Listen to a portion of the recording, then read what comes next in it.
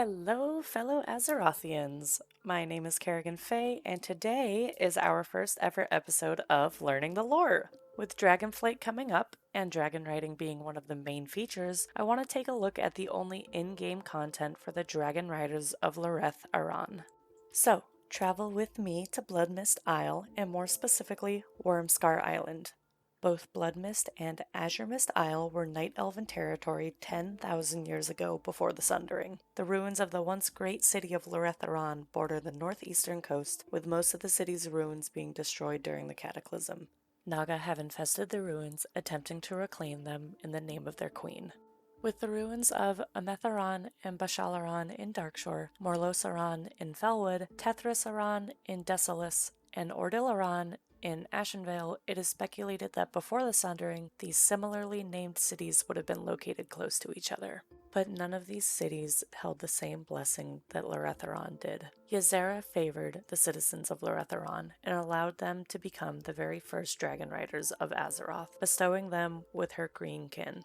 Deathwing was beginning his descent into madness at the time of the Great Sundering, and the idea that any of the mortal races of Azeroth deserved the companionship of dragons angered him greatly. So he sent one of his lieutenants, the fearsome Razormaw, to attack Loreth'Aran in the dead of night. And although many of the black dragons, as well as Razormaw, fell during this battle, Razormaw did not quit until every last dragon rider and green dragon were dead. Prince Torith was the last to fall, and he pledged his spirit to the lands to ensure that the history of the great dragon riders of Loreth'Aran were not lost to the passages of time.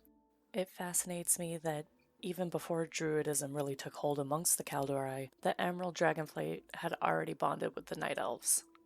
At that time, Malfurion was still in training, so he hadn't even been to the Emerald Dream yet.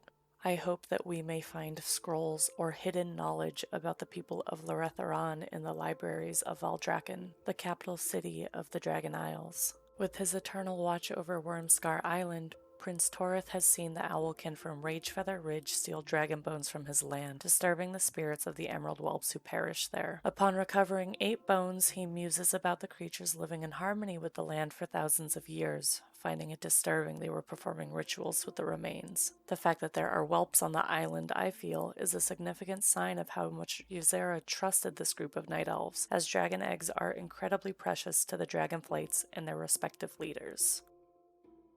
Although returning bones has settled some of the restless spirits, Prince Torith sends you out to slay Viridian whelps and Viridian broodlings, claiming they are bound to the land as he is, and cannot ascend to the dream until you put them to rest. He finds this task to be disgraceful, but knows that it must be done.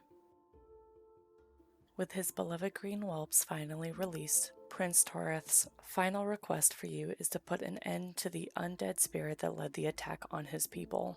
With a hatred for the dragon riders of Loreth'Aran so vast, Razormaw continues to circle the skies even after death. Using the bones you gathered from before, you throw them onto the ever-burning pyre, catching Razormaw's attention. After slaying his vile spirit, you'll return to Prince Torith, who will thank you for the service that you have done for him and the memory of his people. If you enjoyed learning about the Riders of Loreth'Aran today, like the video, comment down below if there's anyone else or anything else that you'd like to cover or discover the lore of in one of my videos. Please subscribe to stick around, it really helps out the channel, and with that, farewell and safe travels.